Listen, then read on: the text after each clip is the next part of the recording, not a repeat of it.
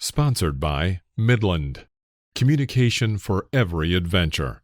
The industry leader in radio communication technology and innovation for over 50 years. Sponsored by MyMedic. First aid kits that will actually save your life, not just Band-Aids and gauze.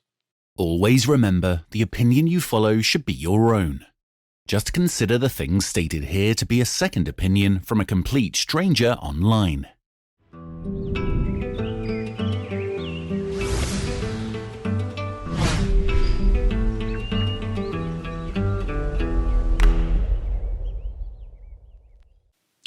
Hi, my name is Phil from Waypoint Overland, and you're listening to Random Waypoints. All right, so here we go.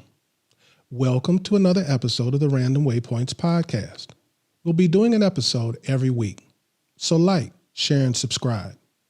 Hit the notification bell to make sure you don't miss an episode. This week on Random Lists, I give my top 10 national forests. We'll have another installment of a segment called Waypoints that deals with navigation and planning for the overland traveler. We'll address being proactive when maintaining your rig and how, and settle the age-old question, do you need to air down? On our taste test segment, we'll have a battle between the most popular brands of dehydrated meals. You might be surprised at what we found, so stay tuned for the whole show. But first, let's look at the news. During this segment, we'll cover various topics with a connection to overlanding in some way. It could be land use news regarding the national parks or the Bureau of Land Management. We'll keep you up to date on any auto industry news when it pertains to relevant and potential overlanding vehicles. There will be camping and outdoor industry news, as well as photography and video, fishing, hiking, and on and on. Now, here's the news. A number of fires recently set in Everglades National Park have prompted authorities to offer a $10,000 reward for information leading to the arrest and conviction of those responsible for setting them. The reward is offered by the Bureau of Alcohol, Tobacco and Firearms and Explosives, Everglades National Park, and the Bureau of Fire, Arson and Explosives. Within the last 3 months, there have been numerous fires intentionally set in the vicinity of the main park road and adjacent roads of the national park. These areas are easily accessed through the homestead entrance of the park. In addition to potentially damaging park resources and endangering park visitors as well as staff, these fires have cost the park hundreds of thousands of dollars for suppression. As South Florida enters into the driest part of the year, the risk of damaging wildlife increases. Anyone with any information about these crimes should contact any of the following.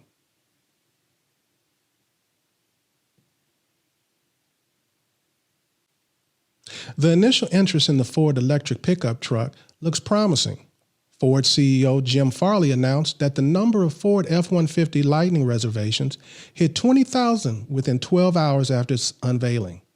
To place a reservation for the electric pickup truck, Ford requires a $100 fully refundable deposit. Orders will be accepted until fall 21, while the first customers' deliveries will begin in spring 22. The all-new Ford Bronco has earned the prestigious iF Design Gold Award.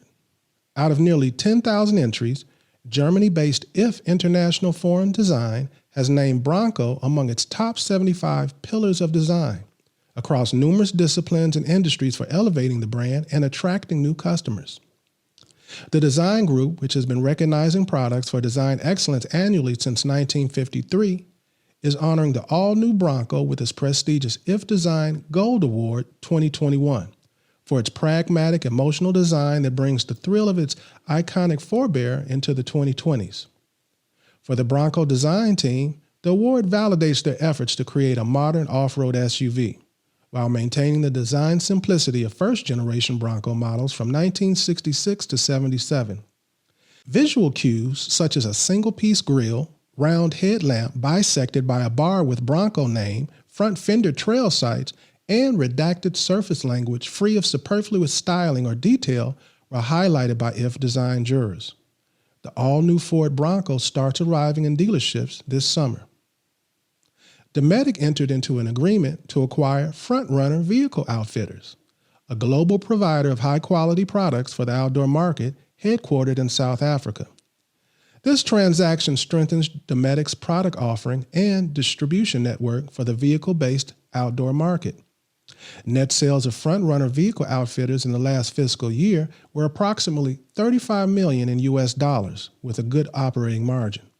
The products are sold on 4 continents through their own B2C channels and through more than 600 dealers.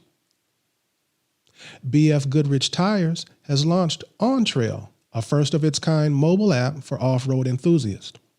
Combining essential trail companion tools with community sharing functions, allowing adventure seekers to communicate and share their trips in real time. Harold Phillips, Global General Manager for BFGoodrich Tires, stated, "With OnTrail, we're bringing off-road adventures to the next level, making it easy for adventure seekers to find and share the best trails based on their specific criteria. OnTrail can easily filter by weather conditions, trail difficulty, length of time, and user reviews to confidently identify the ideal off-road exploits. OnTrail also recommends points of interest and includes the option to upload photos, allowing users to share real-time conditions and adventures. Additionally, integrated missions within OnTrail will allow enthusiasts to take on new challenges. These missions may include supporting a trail cleanup or completing a first trail on a new terrain. With the completion of each trip or mission, users will earn badges, rankings, and points that can be redeemed for rebates and prizes." Now it's time for Random Lists. Random Lists is all about lists Waypoint Overland has created on an array of topics, such as top 5 national parks, top 10 trails in the United States, top 10 fill in the blank. I think you get it. Some lists will be pure fun, and others very informational. But they all will have a connection to overlanding in some way. We're very interested in hearing your suggestions for upcoming lists in the comments. Now, here's our random list.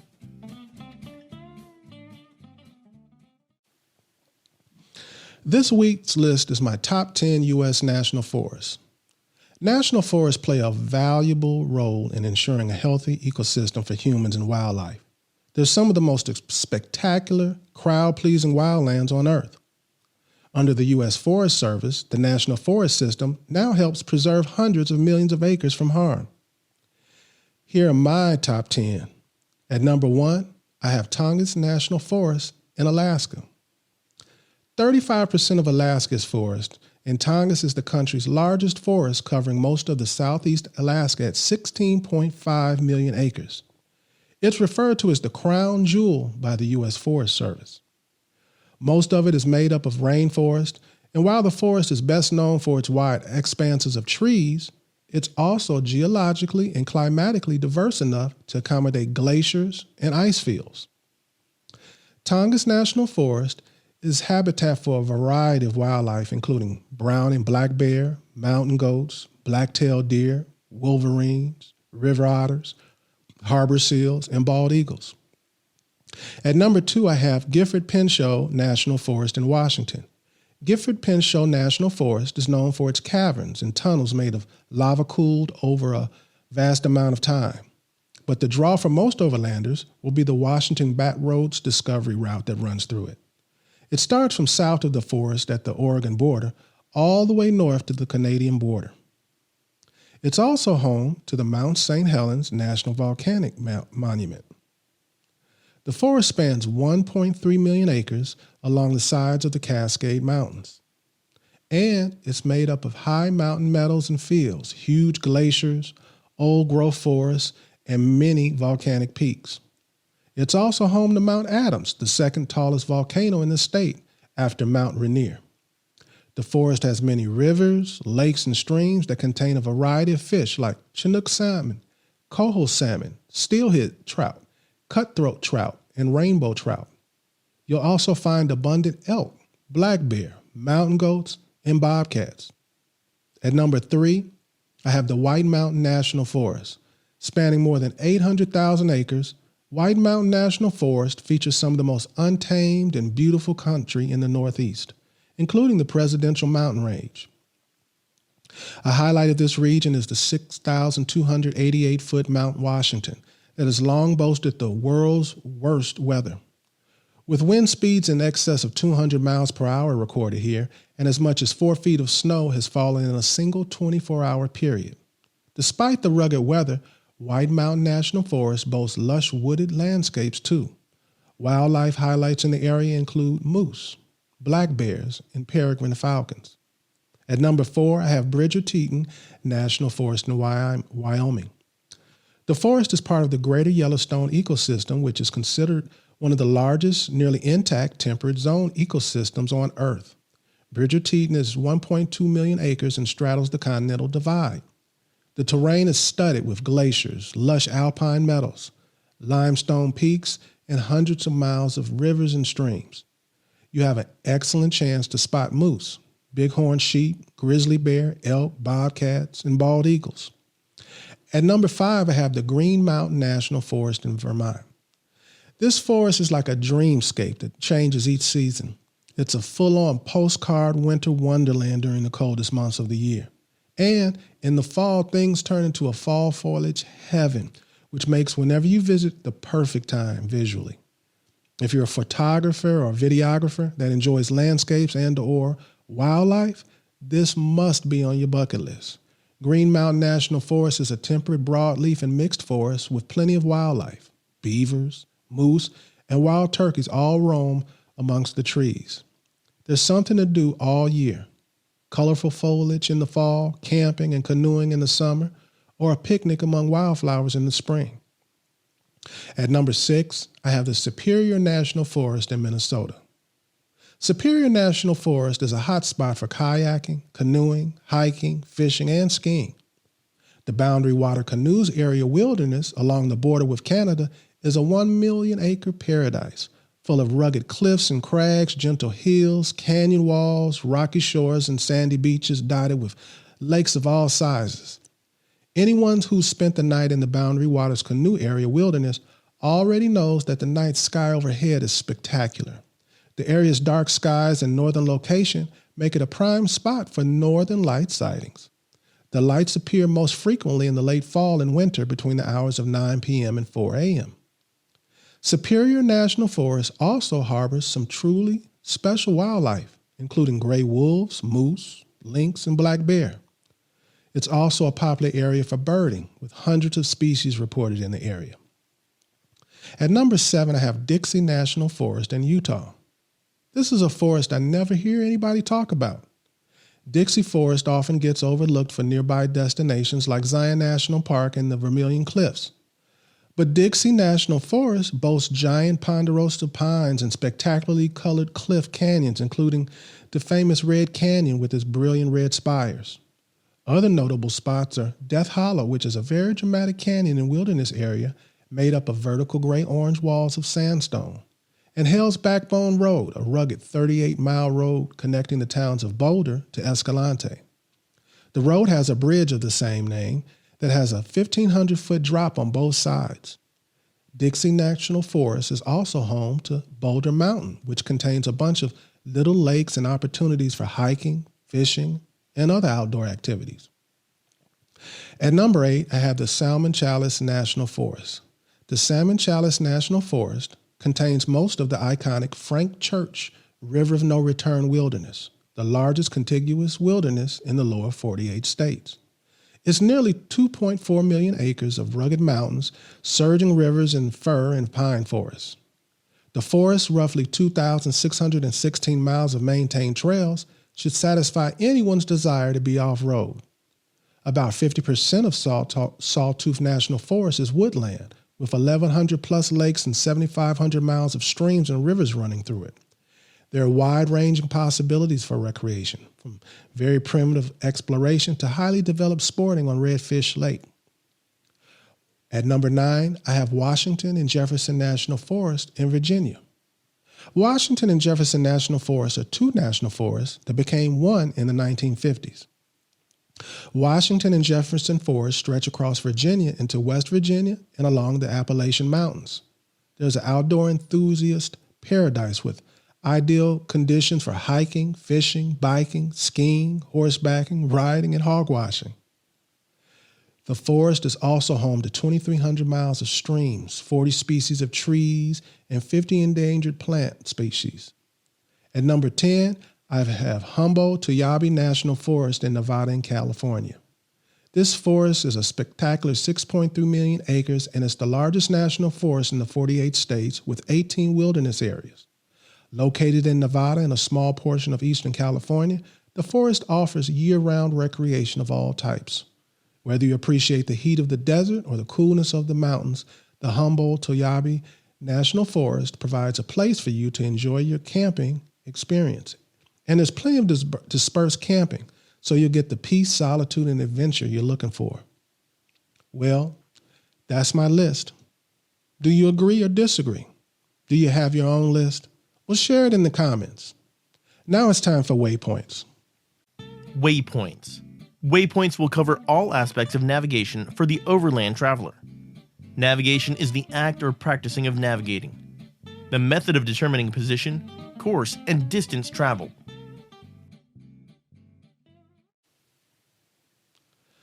Waypoints this week will focus on viewer questions. I was asked by a viewer, how long do I keep a fire extinguisher? I'm going to answer that, but the question made me think about all the expiration dates related to overlanding that you should consider. We're going to talk about fire extinguishers, bear spray, fuel, and more. So, how long do you keep fire extinguishers, bear spray, and extra fuel? Well, although they don't have a true expiration date, traditional fire extinguishers generally have a 10-year life expectancy. Disposable fire extinguishers should be replaced every 12 years. If the gauge is green or the pin indicator pops back up when pushed, the extinguisher is properly pressurized and ready to use. Now, when it comes to bear spray, over time, a bear spray can lose its pressure. Therefore, manufacturers print an expiration date right there on the canister. Barring exposure to extreme heat, cold, or physical damage like being dropped or dented, the shelf life of most bear spray products is in the neighborhood of 3 to 4 years. And as far as gasoline, when gasoline gets old, its chemical properties change. As a result, the engine cannot process the fuel correctly. Regular gasoline has a shelf life of 3 to 6 months, while diesel can last up to a year before it begins to degrade. On the other hand, organic-based ethanol can lose its combustibility in just 1 to 3 months due to oxidation and evaporation. Under ideal conditions, diesel fuel can be stored between 6 and 12 months. To extend the life past 12 months, even under the best conditions, it needs to be treated with fuel stabilizers and biocides. When it comes to expiration dates, I think that you should have a schedule. You should be setting reminders on a calendar of what to do. You should check the dates on medicines and other items in your first aid kit. And make sure to check dates on fluids that you keep in your vehicle fluid bag, such as oil, brake fluid, transmission fluid, and stuff like that. And while you're at it, recharge your jump starter box and check its level before setting out on a trip. I have a NOCO Boost HD GB70 and I plug it into my rig cigarette lighter every 6 months to recharge while I drive. Replace flashlight batteries and check freshness dates of extra batteries. I use rechargeable batteries and top them all off before I start my travel. And the biggest expiration date to be cognizant of all is follow your vehicle's maintenance schedule. And if you put a lot of wear and tear on your rig, I recommend shortening your maintenance intervals. Let's move on to another viewer's question.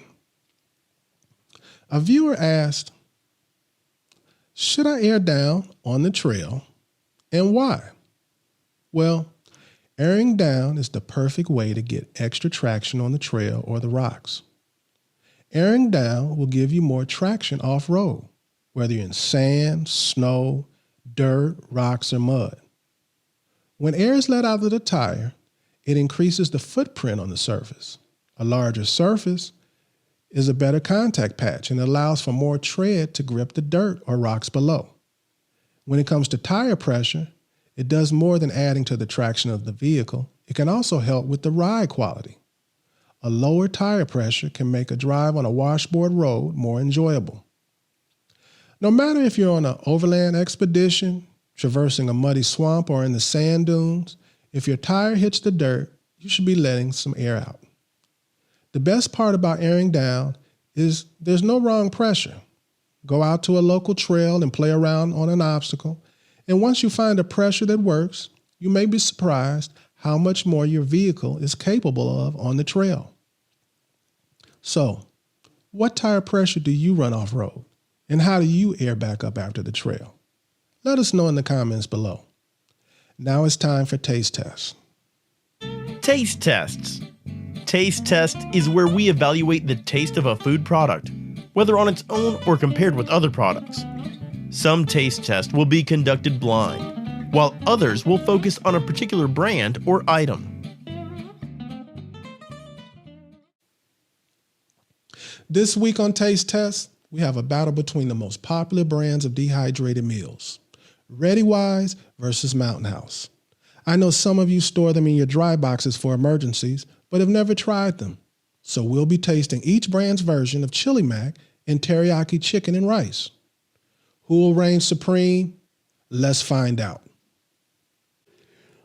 All right, so let's take a quick peek at what they look like before we add water.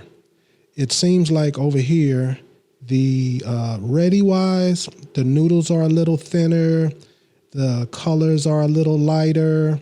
It looks like there's less seasonings in it, but we'll find out. And then here, over in the Mountain House, there's a more yellowish color to the noodles. The noodles are also thicker, and the sauce looks spicier, and it's a little more colorful and doesn't look as bland, but that means absolutely nothing, and we'll find out. Okay, everybody, so we've added the boiling hot water to each of them. The Readywise uses 2 cups of boiling water, and you need to let it stand for 12 to 15 minutes. And with the Mountain House, you use 1.5 cups of water, and it's only 5 minutes. So from practicality standpoints, you're using less water when you use Mountain House. That could be a big deal, especially if you're like in the desert in Arizona, Moab, or something like that, where you want to preserve every drop. And 1/2 cup of water for each serving is a significant difference. Also, 15 minutes versus 5 minutes is a big difference. That may make the difference between you choosing it as a quick on-trail snack. You know, other people are making quick sandwiches and things like that, and you wanted a hot meal. You can get this one done in 5 minutes. This one, you're going to be waiting 15 minutes. And that may be a big deal. So let's check them out. So we're going to start with the Chili Mac from Mountain House, and it actually looks good. So what I'm going to do is I'm going to stir it up to make sure I'm doing exactly what they tell me to do. Now I want to tell you the very first impression that I have of this is it smells like something that somebody actually made. It smells good. I can smell spice. It's colorful. The noodles are fattened. The macaroni is fattened. So I'm going to put a little bit on this plate so you can get a look at it.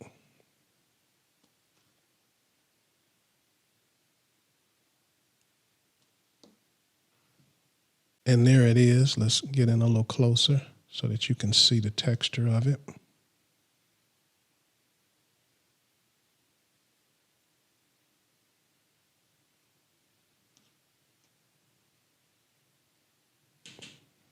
Okay, and let's try this.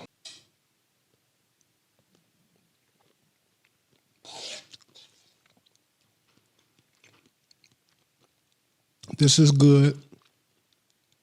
Full disclosure, I've eaten these a million times. This is actually my favorite of all of them. all the different flavors.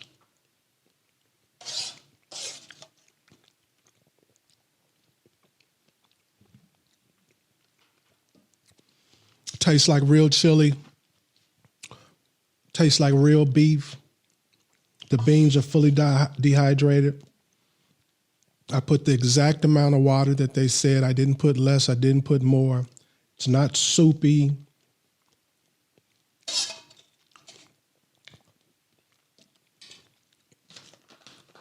This is definitely a winner. Now here's the thing, I've never had the Readywise Chili Mac, so we're going to be trying that for the first time here.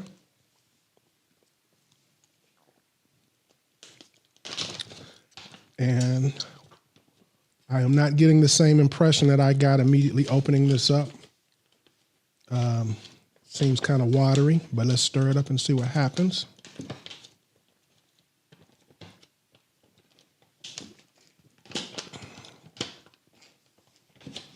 You need a really long spoon for this. This spoon I have is a very long spoon, and it's still barely making it to the top of the bag. Now with stirring it up, it has gotten thicker, and we're going to add some to the plate so you can have a look at it.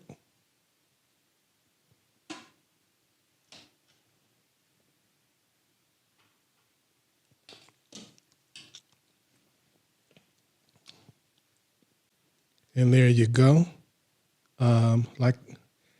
Just like when we looked at it before we started cooking it, it's a lighter color, but the color has darkened.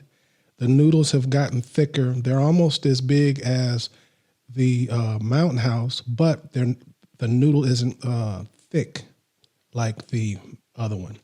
The beans look about the same. It even has a similar smell. It is not as strong a smell. So let's try this. It's a big difference in taste. They went for totally different taste palettes. I don't think one is better than another, but I think you would prefer one over the other. I'm not going to waste your time. The Mountain House is my favorite by leaps and bounds. But if this is what I had, I would not have any issue eating this. But I wouldn't want to wait 10 more minutes cooking it. It's not good enough for me to wait the extra 10 minutes. I recommend both of them, but if I have to pick one, I'm definitely picking the Mountain House. It has a more homemade flavor. I know that sounds crazy for these, but it has a more homemade flavor. It has a more of a chili flavor. This has more of a spaghetti flavor.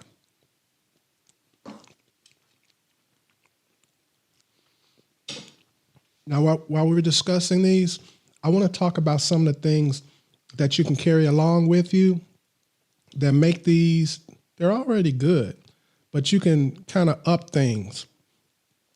Some green onion, chop up a little green onion. I always keep a chunk of Parmesan cheese with me. I'm always figuring out something else to add Parmesan cheese to, but shave a little Parmesan cheese in there. Or any kind of cheese you have, American, Mexican, Monster, mozzarella, they'll all work. But I mentioned the Parmesan, and I use the Parmesan because it doesn't start mildewing or getting fungi on it. It lasts long. It can deal with different temperatures and stand up to it. So Parmesan is a really good choice too. A can or bottle of salsa would go good with this, and with and the things that I'm mentioning, they'll go good with other flavors too. And since we are talking about other flavors, I want to go right into, yep, they're ready. I want to go into the teriyaki and chicken and rice and see. So right now, Mountain House for me is, and I can easily see somebody saying they don't like this, that this is too spicy, and they like this. Some people don't like spice. A lot of people don't like spice. So right now, Mountain House is winning 1-0. All right, this is round 2. We have chicken teriyaki and rice. We have Readywise and Mountain House again. Also, just want to let you know that when it comes to directions, same thing, 2 cups of water, 12 to 15 minutes. But this time, the Mountain House is asking for 2 cups of water in 8 to 9 minutes. So let's get right to this.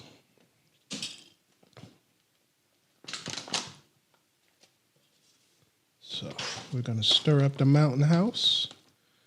They're winning 1-0 right now. And this has really thickened up. It thickened up more than I thought it would.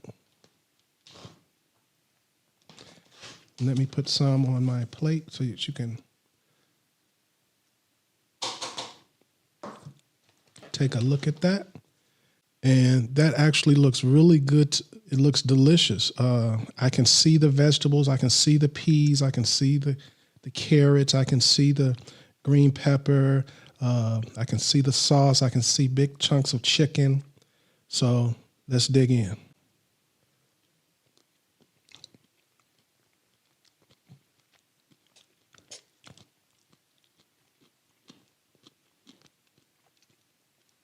There's a bunch of vegetables in here. They're crunching, but not crunching like raw crunching. They're crunching like just good vegetables, good fresh vegetables, shockingly.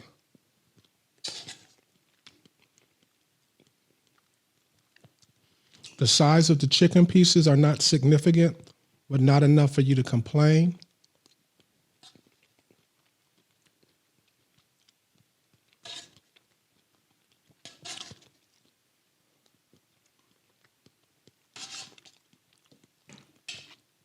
And that's delicious.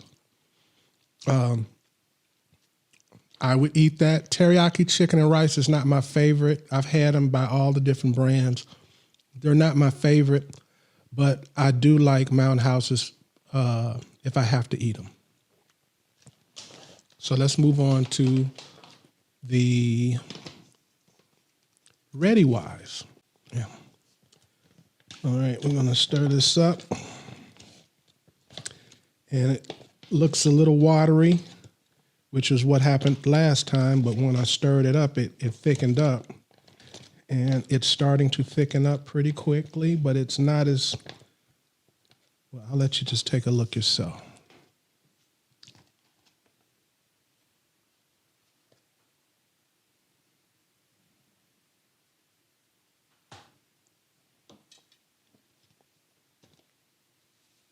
Okay, so you see, it's a big difference how soupy this is and how more texture there is to the Mountain House. How you can see the vegetables and everything. This almost looks like oatmeal.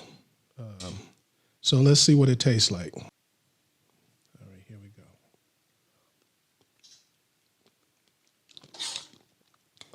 Don't like it.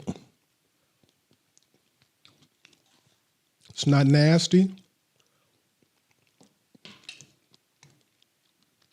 Don't like it. So, today on our taste test, we tried Chili Mac by 2 of the most popular brands. We tried chicken and rice, teriyaki rice by the 2 big brands, 2 popular brands. And Mountain House won 2-0. And if we grade them by convenience, Mountain House wins again for time. When it comes down to waste, the Mountain House uses less water and tastes better, use less water, less time. I have nothing against the Readywise products. I have some in my dry box that I plan on using, but as soon as I finish them, I'm probably not going to get any more of these. Mountain House is the winner, 2-0. But we're going to try, no time soon, but we'll come back and we'll try some other ones. Because Readywise has some things that I like that I think that Mountain House is not strong in. And we'll taste test those too.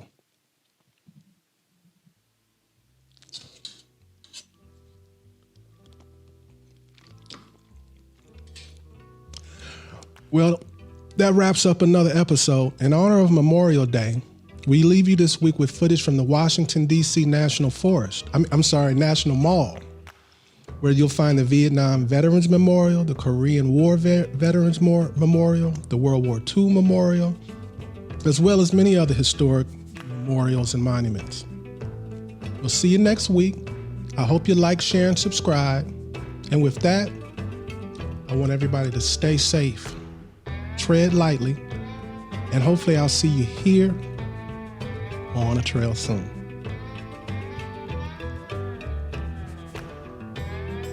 You have been listening to Waypoint Overland's Random Waypoints.